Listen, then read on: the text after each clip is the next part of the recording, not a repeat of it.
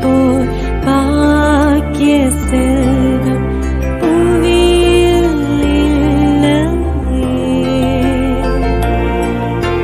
புவி நிரம்ப பொன் தந்தாலும் இப்பளிக்கு ஈடில்லையே.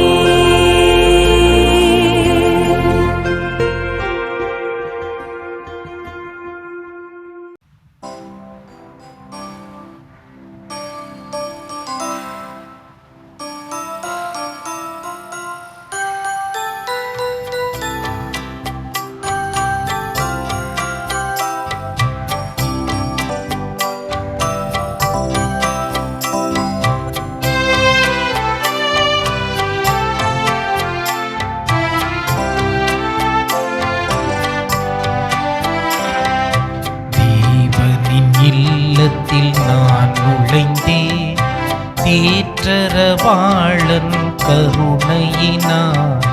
தேவனின் இல்லத்தில் நான் நுழைந்தேன், தேற்றரவாளன் கருணையினார்.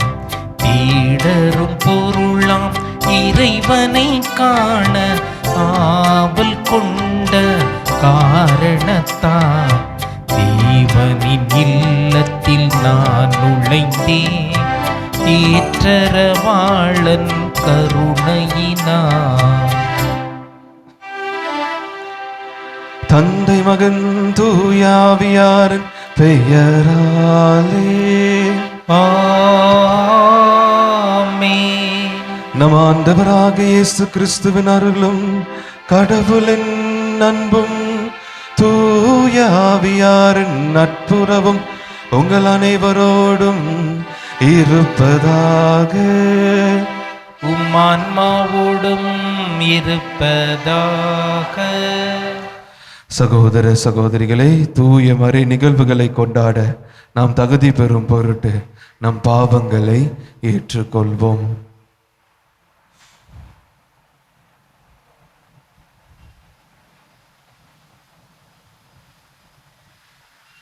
எல்லாம் வல்ல இறைவனிடமும் சகோதர சகோதரிகளே, உங்களிடமும் நான் பாவியனை ஏற்றுக்கொள்கிறேன். ஏனெனில் என் சிந்தனையாலும் சொல்லாலும் செயலாலும் கடமையில் தவறியதாலும் பாவங்கள் பல செய்தேன். என் பாவமே, என் பாவமே, என் பெரும் பாவமே. ஆகையால் எப்பொழுதும் கன்னியான புனித மரியாவையும் வானதூதர் புனிதர் அனைவரையும், சகோதர சகோதரிகளே உங்களையும் நம் இறைவனாகிய ஆண்டவரிடம் எனக்காக வேண்டிக் கொள்ள மன்றாடுகிறேன். எல்லாம் வல்ல இறைவன் நம் மீது இரக்கம் வைத்து நம் பாவங்களை மன்னித்து நம் நிலை வாழ்விற்கு அழைத்து செல்வாராக. ஆமென்.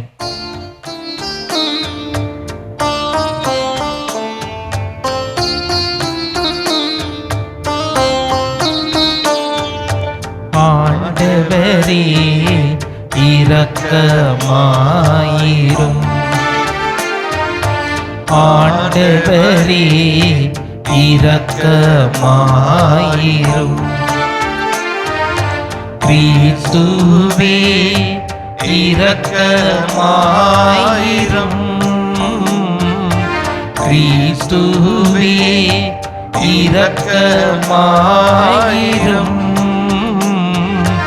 ஆண்டவரே இரக்கமாயிரும். ஆண்டவரே இரக்கமாயிரும். மன்றாடுவோமாக. ஆண்டவரே, உமது விருப்பத்திற்கு ஏற்ப பணிபுரிவதில் விடாமுயற்சியை எங்களுக்கு தந்தருளவும் வேண்டுகின்றோம். அதனால் இக்காலத்தில் உமக்கு பணிபுரியும் மக்கள் தகுதியிலும் எண்ணிக்கையிலும் பெருகுவார்களாக. உம்மோடு தூயாவியார் ஒன்றிப்பில் இறைவனா என்றென்றும் வாழ்ந்து ஆட்சி செய்கின்ற நம் ஆண்டவர் இயேசு கிறிஸ்து வழியாக உம்மை மன்றாடுகின்றோம்.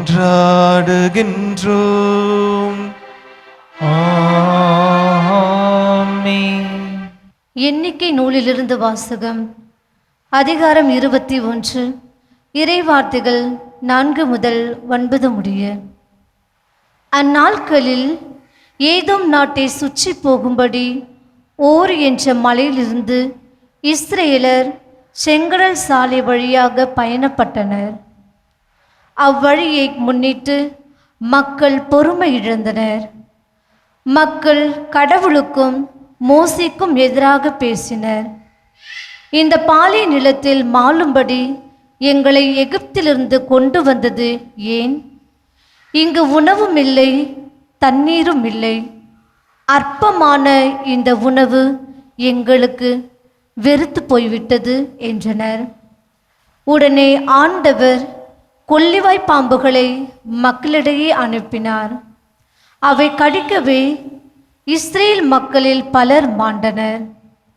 அப்போது மக்கள் மோசேயிடம் வந்து, நாங்கள் பாவம் செய்துள்ளோம், நாங்கள் ஆண்டவருக்கும் உமக்கும் எதிராக பேசியுள்ளோம். அவர் இந்த பாம்புகளை அகற்றிவிடும்படி நீர் ஆண்டவரிடம் வேண்டிக் கொள்ளும் என்றனர். அவ்வாறே மோசே மக்களுக்காக மன்றாடினார். அப்போது ஆண்டவர் மோசேயிடம் கொள்ளிவாய் பாம்பு ஒன்றை செய்து அதை ஒரு கம்பத்தில் பொறுத்து, கடிக்கப்பட்டோரில் இதை பார்க்கிற ஒவ்வொருவரும் பிழைப்பான் என்றார். அவ்வாறே மோசே ஒரு வெண்கல பாம்பை செய்து அதை ஒரு கம்பத்தில் பொருத்தினார். பாம்பு கடித்த எந்த ஒரு மனிதனும் இந்த வெண்கல பாம்பை பார்த்து உயிர் பிழைப்பான். ஆண்டவரின் அருள்வாக்கு. இறைவனுக்கு நன்றி.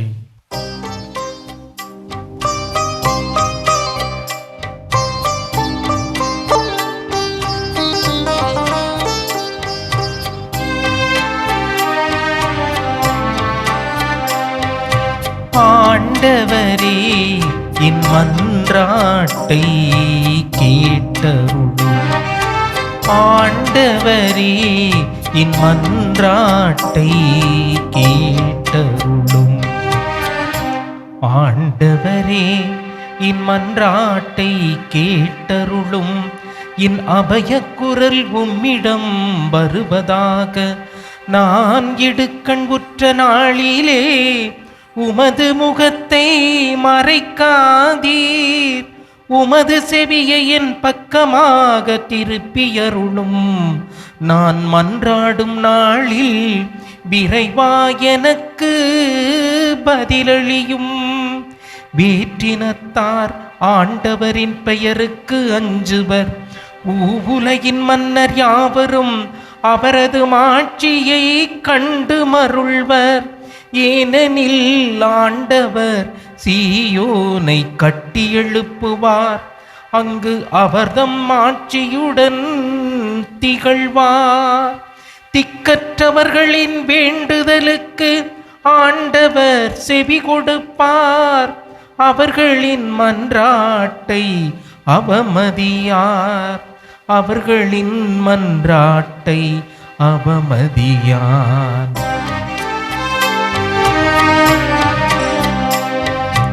ஆண்டவரே என் மன்றாட்டை கேட்டருளும்.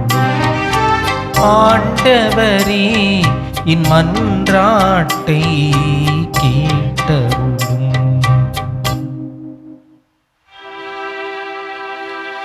கடவுளின் வார்த்தையே விதை, அதை விதைப்பவர் கிறிஸ்துவே.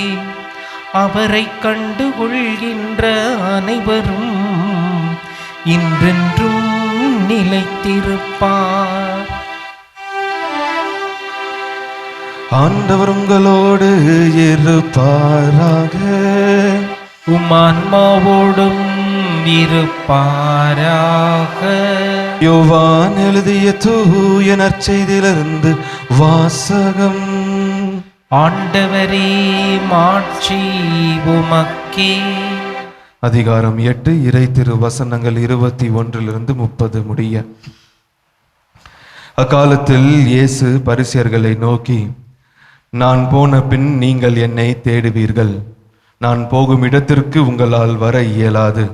நீங்கள் பாவிகளாகவே சாவீர்கள் என்றார்.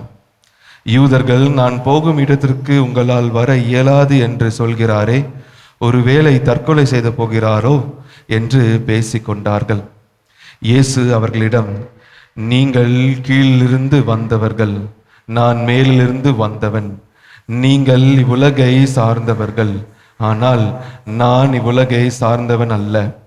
ஆகவேதான் நீங்கள் பாவிகளாவே சாவீர்கள் என்று உங்களிடம் சொன்னேன். இருக்கிறவர் நானே என்பதை நீங்கள் நம்பாவிடில் நீங்கள் பாவிகளாய் சாவீர்கள் என்றார்.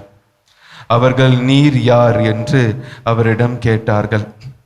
அவர், நான் யார் என்று தொடக்கத்திலிருந்தே சொல்லி வந்துள்ளேன். உங்களை பற்றி பேசுவதற்கும் தீர்ப்பிடுவதற்கும் பல உண்டு. ஆனால் என்னை அனுப்பியவர் உண்மையானவர். நானும் அவரிடம் இருந்தே கேட்டவையே உங்களுக்கு எடுத்து உரைக்கிறேன் என்றார். தந்தையை பற்றியே அவர் பேசினார் என்பதை அவர்கள் உணர்ந்து கொள்ளவில்லை. இயேசு அவர்களிடம், நீங்கள் மானிட மகனை உயர்த்திய பின்பு இருக்கிறவர் நானே, நானாக எதையும் செய்வதில்லை. மாறாக தந்தை கற்று தந்ததையே நான் எடுத்து உரைக்கிறேன் என்பதை அறிந்து கொள்வீர்கள். என்னை அனுப்பியவர் என்னோடு இருக்கிறார். அவர் என்னை தனியாக விட்டு விடுவதில்லை. நானும் அவருக்கு உகந்தவராகவே எப்பொழுதும் இருப்பேன் என்றார். அவர் இவற்றை சொன்னபோது பலர் அவரிடம் நம்பிக்கை கொண்டனர். ஆண்டவரின் அருள் வாக்கு.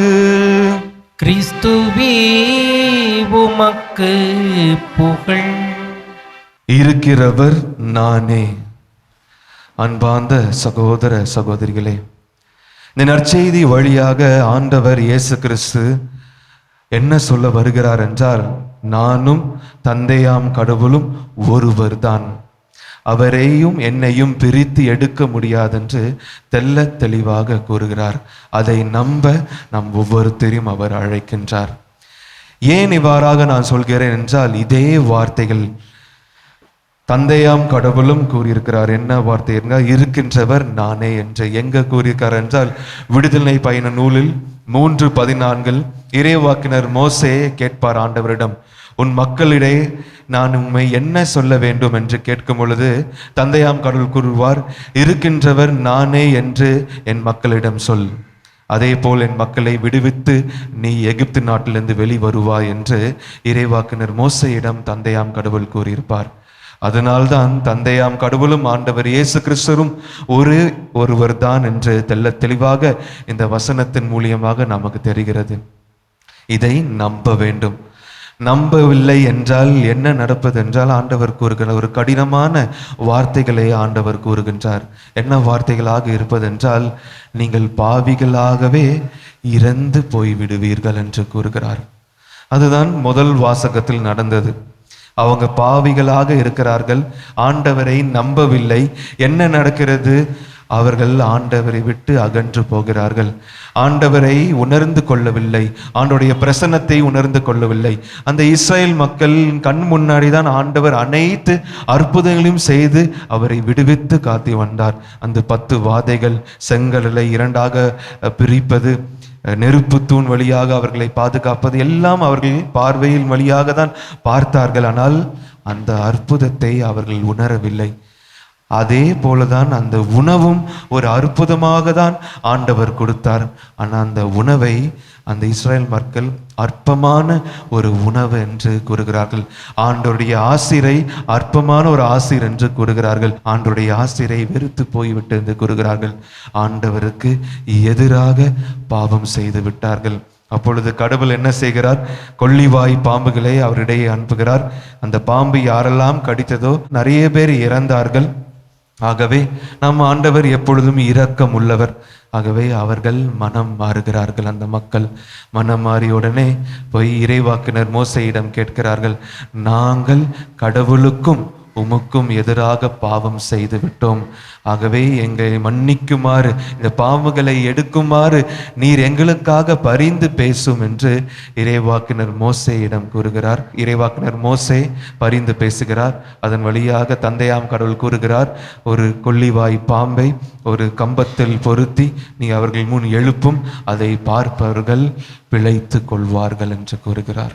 ஆகவே எதற்காக அந்த பாம்பு என்று ஆண்டவர் கூறார், சிந்திக்க வேண்டும். பாம்பு நம்மளை கடிக்குது என்றால், அந்த விஷம் நமக்குள் உள் வருகுதென்றால் நம்மளுடைய உடல் நம் பேச்சு எதுவுமே கேட்காது. நாம் ஏதாவது செய்ய வேணும்னா நம்மளால செய்ய முடியாது. ஏன்னா அந்த விஷம், அந்த தாக்கம் அவ்வாறாக இருக்கும். அதே போலதான் பாவம் நமக்குள் வந்து விட்டது என்றால் நாம் ஆண்டவர் சொல்வதை கேட்க மாட்டோம். நாம் சொல்வது நம்மளுடைய உடல் கேட்காது.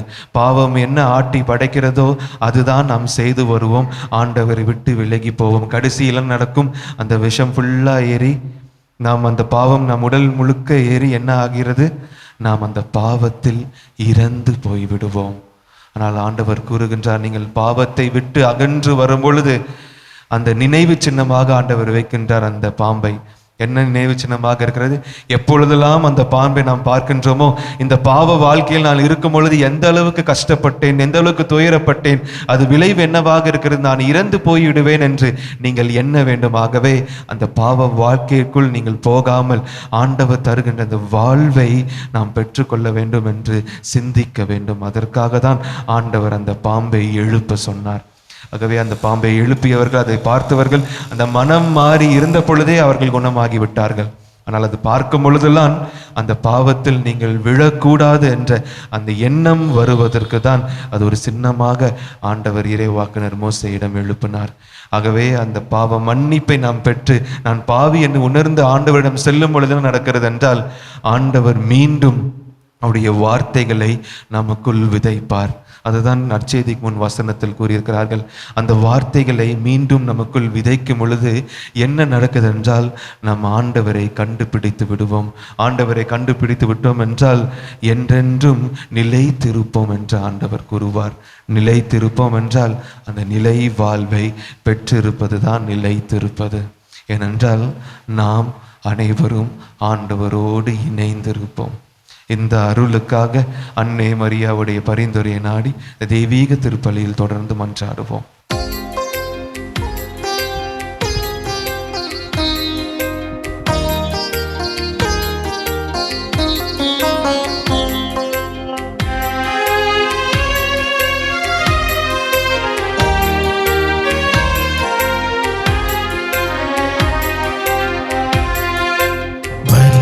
அல்ல இரக்கத்தையே கேட்கிறாய், பாவி எந்தன் உள்ளத்தையே கேட்கிறாய். பலியை அல்ல இரக்கத்தையே கேட்கிறாய், பாவி எந்தன் உள்ளத்தையே கேட்கிறாய். தருகிறேன் இதோ தருகிறேன், தருகிறேன் இதோ தருகிறேன்.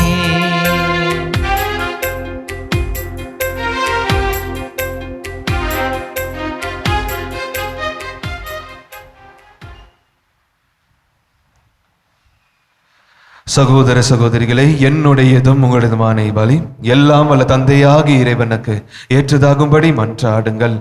ஆண்டவர் தமது பெயரின் புகழ்ச்சிக்காகவும் ஆட்சிக்காகவும் நமது நன்மைக்காகவும் புனித திரு அவை அனைத்து நலனுக்காகவும் உமது கையில் இருந்து இப்பள்ளியை ஏற்றுக்கொள்வாராக. ஆண்டவரே, மகிழ்வின் பலி பொருட்களை உமக்கு நாங்கள் ஒப்பு கொடுக்கின்றோம். அதனால் நீர் எங்கள் குற்றங்களை கனிவுடன் மன்னித்து தடுமாறும் இதயங்களை வழி நடத்துவீராக. எங்கள் ஆண்டவராக இயேசு கிறிஸ்து வழியாக உம்மை மன்றாடுகின்றோம்.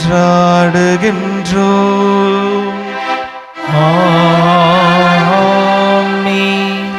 ஆண்டவர் உங்களோடு இருப்பாராக. உம்மான்மாவோடும் இருப்பாராக. இதயங்களே மேலே எழுப்புங்கள், ஆண்டவரிடம் எழுப்பியுள்ளோம். நம் இறைவனாகிய ஆண்டவருக்கு நன்றி கூறுவோம். அது தகுதியும் நீதியுமானதே. ஆண்டவரே, தூயவரான தந்தையே, என்றுமுள்ள எல்லாம் வல்ல இறைவா, எந்நாளும் எவ்விடத்திலும் நாங்கள் உமக்கு நன்றி செலுத்துவது மெய்யாகவே தகுதியும் நீதியும் ஆகும். எங்கள் கடமையும் மீட்புக்குரிய செயலும் ஆகும். ஏனெனில் உமது திருமகனின் மீட்பளிக்கும் பாடுகளினால் உலகம் அனைத்தும் நல் உறவை பொருத்துகின்றனர், உமது மாண்பை அறிக்கையிடுகின்றனர். சிலுவையின் வியத்தகு வலிமையினால் உலகத்தின் மீது தீர்ப்பளிக்கும் சிலுவையின் அருள் கொண்டு அதிகாரம் விலகுகின்றனர். ஆகவே ஆண்டவரே, வானதூதர் புனிதர்கள் அனைவரோடும் நாங்கள் சேர்ந்து கொண்டு உம்மை அறிக்கையிட்டு அக்களிப்புடன் சொல்வதாவது: தூயவர் தூயவர் தூயவர், வான்படிகளின் கடவுளாம் ஆண்டவர்.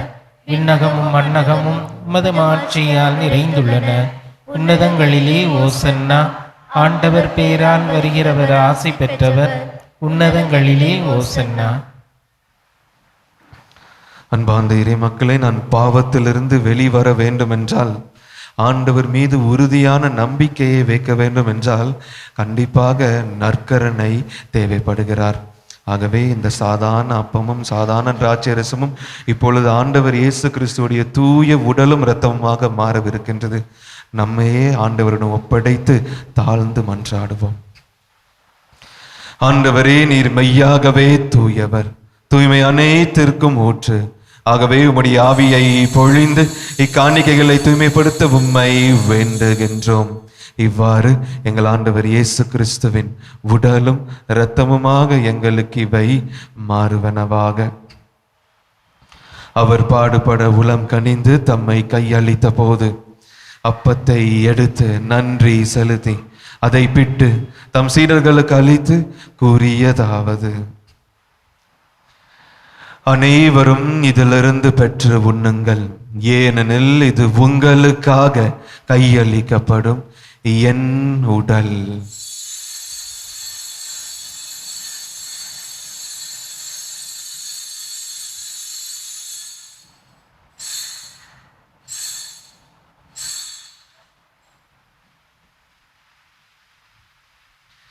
அவ்வண்ணமே இரவு விருந்தை அருந்திய பின் கிண்ணத்தையும் எடுத்து மீண்டும் உமக்கு நன்றி கூறி தம் சீடர்களுக்கு அளித்து அவர் கூறியதாவது: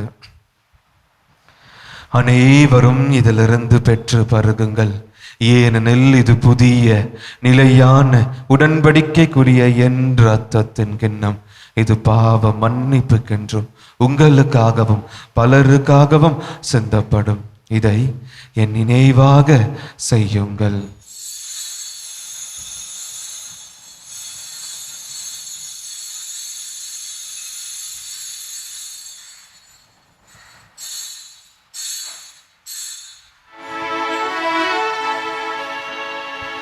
நம்பிக்கையின் மறை பொருள். ஆண்டவரே, நீர் வருமளவும் உமது இறப்பினை அறிக்கையிடுகின்றோம், உமது உயிர்ப்பினையும் எடுத்துரைக்கின்றோம். ஆகவே ஆண்டவரை, நாங்கள் கிறிஸ்துவின் இறப்பினையும் உயிர்ப்பினையும் நினைவு கூர்ந்து வாழ்வு தரும் அப்பத்தையும் மீட்பளிக்கும் கிண்ணத்தையும் உமக்கு ஒப்பு கொடுக்கின்றோம். உம் திருமுன் நின்று உமக்கு ஊழியம் புரிய தகுந்தவர்கள் என எங்களை ஏற்றுக்கொண்டீர். எனவே உமக்கு நன்றி செலுத்துகின்றோம்.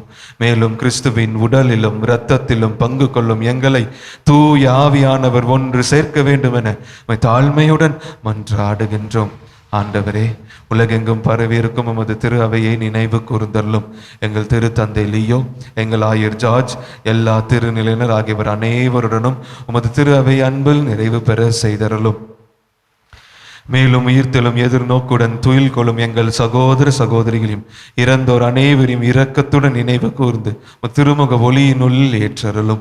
எங்கள் அனைவர் மீதும் இரக்கமாயிரம். கடவுளின் கன்னித்தாயான புனித ஆரோக்கிய மாதா, ஒரு கணவரான புனித யோசேப்பு, புனித திருத்தூதர்கள், இவ்வுலகில் உகந்தவராய் இருந்தவர் ஆகியவர் புனிதர் அனைவருடனும் நாங்கள் நிலை வாழ்வில் பங்கு கொள்ளும் தகுதி பெற்று உம் திருமகன் இயேசு கிறிஸ்து வழியாக உம்மை புகழ்ந்தேத்த வரமருள உம்மை மன்றாடுகின்றோம்.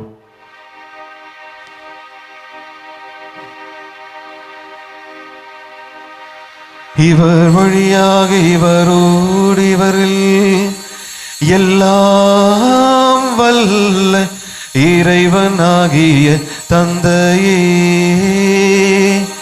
தூய ஆவியார் ஒன்றைப்பில் எல்லா புகழும் மாட்சியும் என்றென்றும் உமக்கு உரியதே. ஆமென். ஆமென். ஆமென். மீட்பரின் கட்டளையால் கற்பிக்கப்பட்டு இறை படிப்பினால் பயிற்சி பெற்று நாம் அனைவரும் துணிந்து ஜெபிப்போம். விண்ணுலகில் இருக்கின்ற எங்கள் தந்தையே, உமது பெயர் தூயது என போற்றப் பெறுக. உமது ஆட்சி வருக. உமது திருவுளம் விண்ணுலகில் நிறைவேறுவது போல மண்ணுலகிலும் நிறைவேறுக. எங்கள் அன்றாட உணவை இன்று எங்களுக்கு தாரும். எங்களுக்கு எதிராக குற்றம் செய்வோரை நாங்கள் மன்னிப்பது போல எங்கள் குற்றங்களை மன்னியும். எங்களை சோதனைக்கு உட்படுத்தாதேயும், தீமையிலிருந்து எங்களை விடுவித்தருளும். ஆண்டவரே, தீமை அனைத்திலும் இருந்து எங்களை விடுவித்து எங்கள் வாழ்நாளில் அமைதியை கனிவுடன் அருள உம்மை மன்றாடுகின்றோம். உமது இரக்கத்தின் உதவியால் நாங்கள் பாவத்திலிருந்து எப்போதும் விடுதலை பெற்று யாதொரு கலக்கமும் இன்றி நலமாயிருப்போமாக. நாங்கள் எதிர்நோக்கியிருக்கும் பேரின்பத்திற்காகவும் என் மீட்பராகிய இயேசு கிறிஸ்துவின் வருகைக்காகவும் காத்திருக்கின்றோம். ஏனெனில் ஆட்சியும் வல்லமையும் ஆட்சியும் என்றென்றும் உமதே. ஆண்டவரே இயேசு கிறிஸ்துவே, அமைதியை உங்களுக்கு விட்டு செல்கின்றேன், என் அமைதியையே உங்களுக்கு அளிக்கின்றேன் என்றும் திரு தூதர்களுக்கு மொழிந்தீரே. எங்கள் பாவங்களை பாராமல் முத்திருவின் நம்பிக்கையை கண்ணோக்கி முத்திரு உள்ளத்திற்கு ஏற்பதற்கு அமைதியையும் ஒற்றுமையும் அளித்தருள்வீராக. என்றென்றும் வாழ்ந்து ஆட்சி செய்கின்றவர் நீரே. ஆமென். ஆண்டவருடைய அமைதி உங்களோடு என்றும் இருப்பதாக. உமான்மாவோடும் இருப்பதாக. ஒருவருக்கொருவர் கிறிஸ்துவின் அமைதியை பகிர்ந்து கொள்வோம். உலகின் பாவங்களை போக்கும் இறைவனின் செம்மறியே, எங்கள் மேல் இரக்கமாயிரும். உலகின் பாவங்களை போக்கும் இறைவனின் செம்மறியே, எங்கள் மேல் இரக்கமாயிரும். உலகின் பாவங்களை போக்கும் இறைவனின் செம்மறியே, எங்களுக்கு அமைதியை அளித்தருளும்.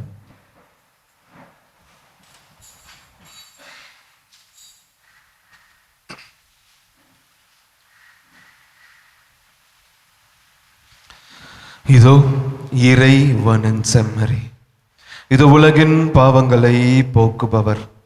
இதோ நம்முடைய அன்றாட உணவு. செம்மறியின் விருந்திற்கு அழைப்பு பெற்றோர் பேறு பெற்றோர். ஆண்டவரே, நீர் என் இல்லத்தில் எழுந்தருள நான் தகுதியற்றவன். ஆனால் ஒரு வார்த்தை மட்டும் சொல்லியருளும், எனது ஆன்மா நலமடையும். மன்றாடுவோமாக. எல்லாம் வல்ல இறைவா, எங்களுக்கு அருள் புரிய உம்மை வேண்டுகின்றோம். அதனால் உமக்கு உரியவற்றை தொடர்ந்து நாடி விண்ணக கொடைகளை என்றும் அடைய தகுதி பெறுவோமாக. எங்கள் ஆண்டவராக இயேசு கிறிஸ்து வழியாக உம்மை மன்றாடுகின்றோம். ஆண்டவர் உங்களோடு இருப்பாராக. உம்மான்மாவோடும் இருப்பாராக. எல்லாம் வல்ல இறைவன் தந்தை மகன் தூயாவியானவர் உங்களுக்கு ஆசி வழங்குவாராக.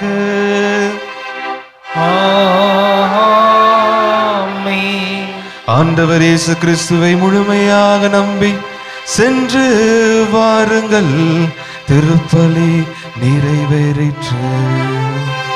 இறைவனுக்கு நன்றி.